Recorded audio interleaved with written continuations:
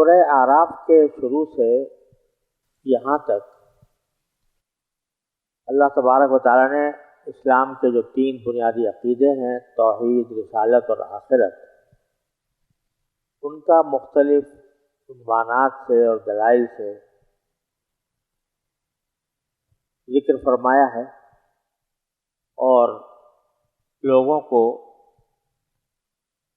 ترغیب بھی دی ہے کہ اس کو قبول کریں، ان عقیدوں کو، اور ساتھ ہی یہ بھی بتایا ہے کہ شیطان کس طرح انسان کو گمراہ کر کے ان عقیدوں سے ہٹانا چاہتا ہے۔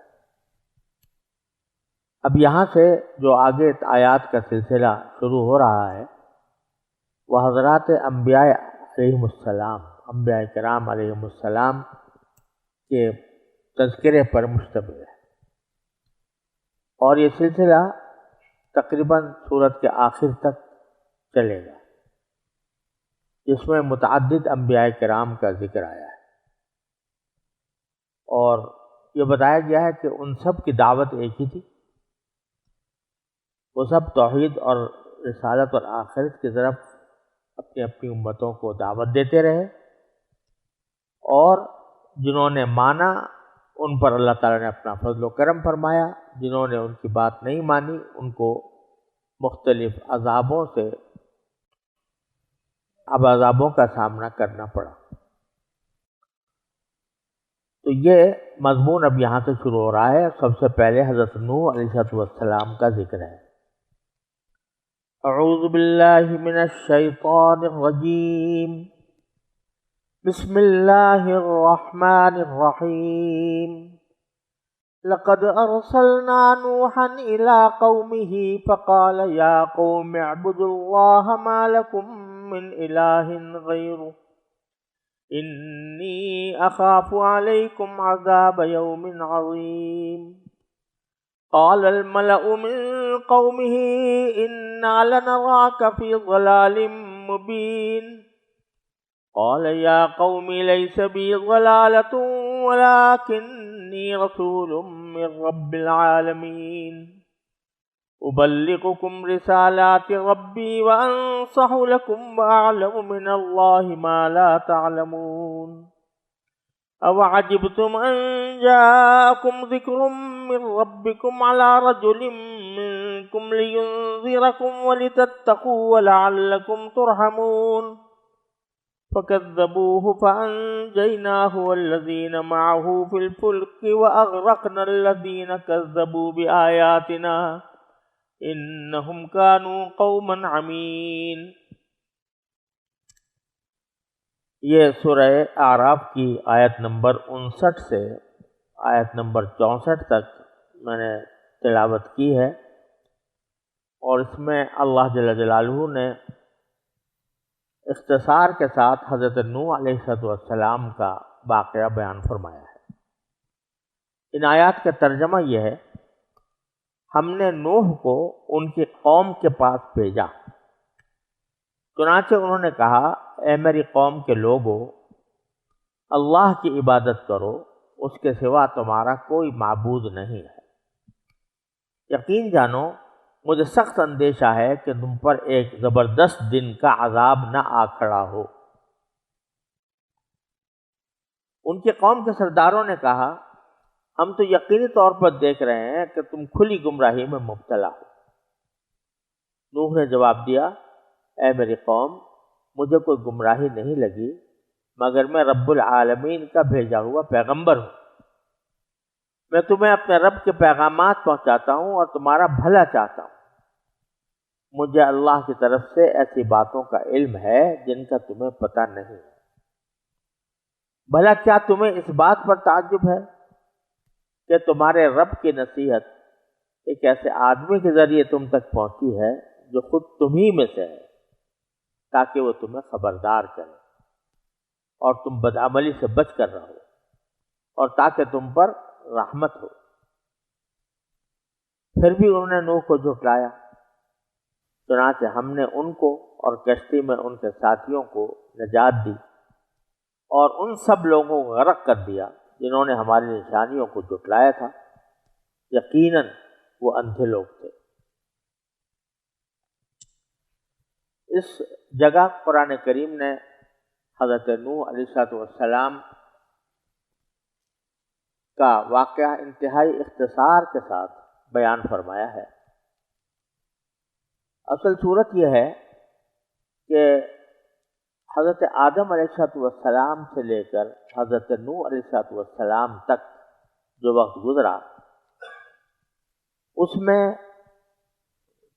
کسی حق و باطل کا عقائد کے سلسلے میں کوئی بڑا معرکہ سامنے نہیں آیا، کیونکہ حضرت آدم علیہ السلام اللہ تعالیٰ کی طرف سے زمین پر بھیجے گئے تھے، صحیح عقیدہ لے کر آئے تھے، صحیح اعمال لے کر آئے تھے، تو اس عقیدے میں کوئی دراڑ نہیں پڑی مدتوں تک۔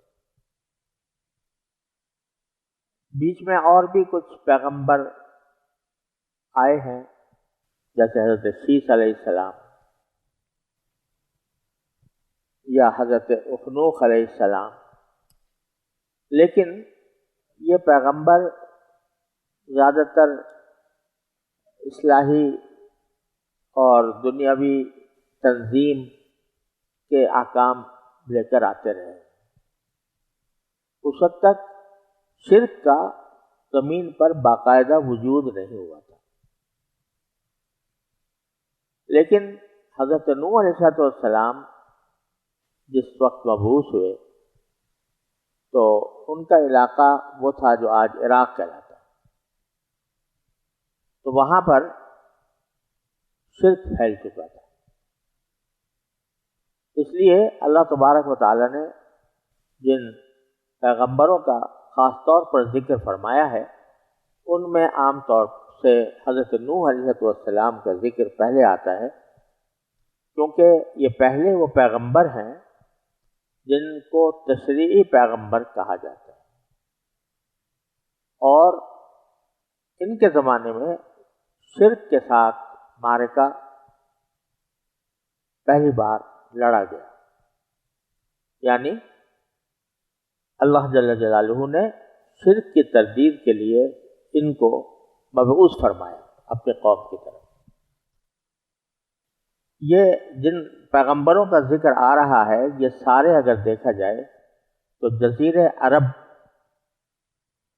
عرب کا جو نقشہ اگر سامنے ہو تو اس میں یہ جتنے پیغمبر آگے آ رہے ہیں، حضرت ہود علیہ السلام، حضرت صالح علیہ السلام، حضرت شعیب علیہ السلام، یہ سب کے سب موجودہ جو عرب ممالک کہلاتے ہیں، جن میں جزیرہ عرب کے ملک بھی داخل ہیں اور ساتھ ہی شام اور عراق کے خطے بھی داخل ہیں، اور مصر، شام، عراق اور مصر۔ جزیرہ عرب جو ہے ایک مثلث کسی شکل میں ہے، اور اوپر جا کر اس کے یہ مصر اور پھر شام اور عراق اس کے ساتھ جڑے ہوئے ہیں۔ تو ان میں جو پیغمبر مبعوث ہوئے ہیں ان کا ذکر خاص طور پر اس سورہ اعراف کے اندر آیا ہے۔ تو ان میں حضرت نوح علیہ السلام سب سے پہلے پیغمبر ہیں جو عراق میں پیدا ہوئے، اور عراق کی جو قوم تھی اس کو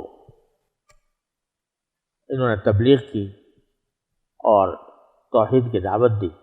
اس کا واقعہ اللہ تعالیٰ یہاں بیان فرما رہے ہیں اختصار کے ساتھ، تفصیل کے ساتھ ان کا واقعہ ایک تو سورہ انشاءاللہ سورہ یونس میں آئے گا، اور ایک سورہ ہود میں آئے گا، اور ایک سورہ نوح، ایک مستقل سورت اللہ تعالیٰ نے ان کے نام پر نازل فرمائی ہے، اس میں انشاءاللہ آئے گا۔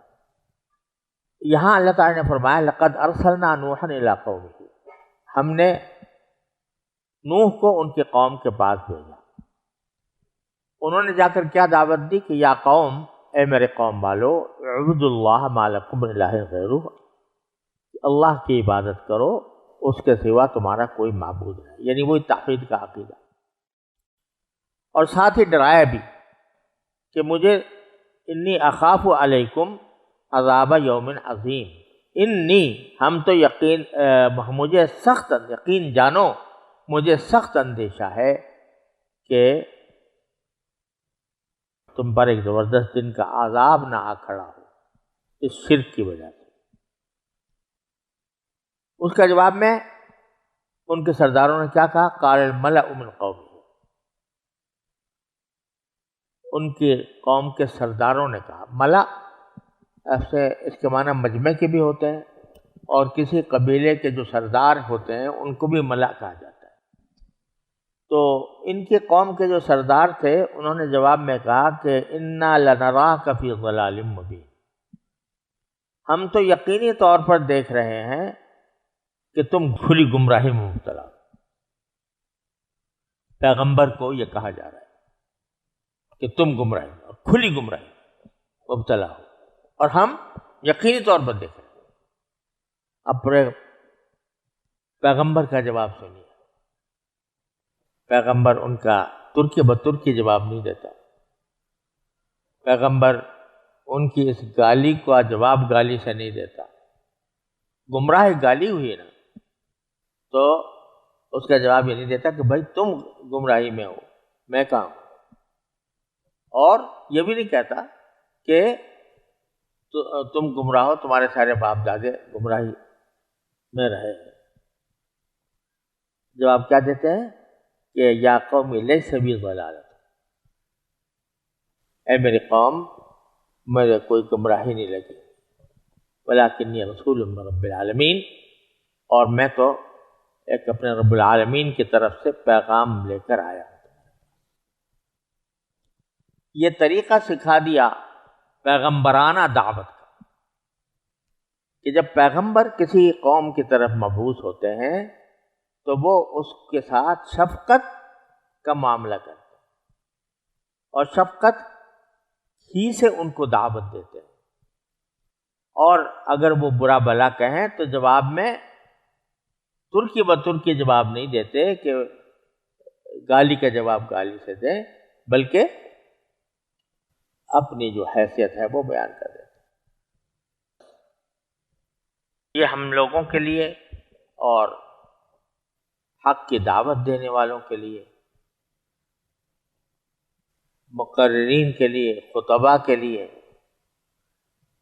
مصنفین کے لیے ایک عظیم ہدایت ہے حضرت نوح علیہ السلام کے اس طرز عمل میں کہ کس طرح انہوں نے مخالفین کا مقابلہ کیا. تو فرمایا ولکنی رسول من رب العالمین، میں گمراہی مجھے نہیں لگی، میں رب العالمین کی طرف سے پیغام لے کر آیا ہوں. ابلغکم رسالات ربی، میں تمہیں اپنے پروردگار کے پیغامات پہنچاتا ہوں. وانصح لکم، اور تمہارا بھلا چاہتا ہوں، تمہارے ساتھ خیر خواہی کرنا چاہتا ہوں. وَأَعْلَمُ مِنَ اللَّهِ مَا لَا تَعْلَمُونَ، اور اللہ تعالیٰ کی طرف سے مجھے ان باتوں کا علم ہے جو تم نہیں جانتے. بہت سی غیب کی باتیں اللہ نے مجھے بتائی ہوئی، بتایا ہوا ہے کہ مرنے کے بعد کیا ہونے والا ہے، بتایا ہوا ہے کہ اگر تم نے نافرمانی پر کمر باندھی تو اس کا نتیجہ اس دنیا میں بھی خراب ہو سکتا ہے. اور پھر فرمایا اوعجبتم ان جاءکم ذکر من ربکم علی رجل منکم، کیا تمہیں اس بات پر تعجب ہے کہ تمہارے رب کی نصیحت ایک ایسے آدمی کے ذریعے تم تک پہنچی ہے جو خود تمہیں میں سے ہے. یہ ان کے در حقیقت اس اعتراض کا جواب ہے جو وہ کیا کرتے تھے کہ یہ ہمارے ہی کا ایک آدمی ہمارے سامنے کھاتا پیتا چلتا پھرتا انسان جو ہے اسی کو ہمارے اوپر ایک پیغمبر بنا کے بھیج دیا گیا. اگر لمحے کو کوئی پیغام بھیجنا ہی تھا تو کوئی فرشتہ بھیج دیتے، کوئی ایسی مخلوق بھیج دیتے جو دیکھ کر ہم سے متاثر ہوتے. یہ تو ہمارے جیسا آدمی ہے. تو حضرت نوح علیہ السلام فرماتے ہیں کیا تمہیں اس بات پر تعجب ہو رہا ہے کہ اللہ تعالیٰ نے تمہیں پیغام بھیجنے کے لیے میں ایسے شخص کو منتخب کر لیا جو تمہیں میں سے لِيُنذِرَكُمْ، تاکہ وہ تمہیں ڈرائے، وَلِتَتَّقُوا، اور تاکہ تم اللہ سے ڈرو، وَلَعَلَّكُمْ تُرْحَمُونَ، اور تاکہ تمہیں اللہ تعالیٰ اپنے رحمت کا مورد بنائے. کتنے صاف ستھرے، کتنے پیارے شفقت بھرے الفاظ میں حضرت نوح علیہ السلام کا یہ پیغام اللہ تعالیٰ نے سنایا۔ تو ان کا جو اعتراض تھا کہ ہم ہی میں سے آ گیا، تو اس میں کیا تعجب کی بات ہے؟ اللہ تعالیٰ کو کسی کو بھیجنا تو تھا، لیکن تم میں سے اس لیے بھیجا کہ تاکہ تمہاری نفسیات سے وہ واقف ہو، تمہارے حالات سے واقف ہو، جو ضروریات تمہیں لاحق ہوتی ہیں اس کو بھی لاحق ہو، جو خواہشات تمہارے دل میں پیدا ہوتی ہیں اس میں بھی پیدا ہوں، اور پھر وہ تمہیں سیدھا راستہ دکھائے۔ اس میں کیا تعجب کی بات ہے؟ اور اسی سے تمہیں آگاہ کرنا بھی مقصود ہے، تمہارے اندر تقویٰ پیدا کرنا بھی مقصود ہے، اور اس بات تم پر رحم بھی مقصود ہے۔ اب آگے اللہ تعالیٰ فرماتے ہیں کہ فَكَذَّبُوهُ، یہ سب کچھ کرنے کے بعد، ساری نصیحت کرنے کے بعد کیا ہوا کہ کذبوہ، پھر بھی وہ جھٹلاتے ہی رہے حضرت نوح علیہ السلام۔ اور قرآن کریم نے دوسری جگہ فرمایا ہے کہ حضرت نوح علیہ السلام 1000 سال سے 50 سال کم ان کے ساتھ رہے، 950 سال رہے اور مسلسل دعوت دیتے رہے، لیکن آخر تک وہ نہ مانے اور تکذیب پر اترے رہے۔ نتیجہ کیا ہوا؟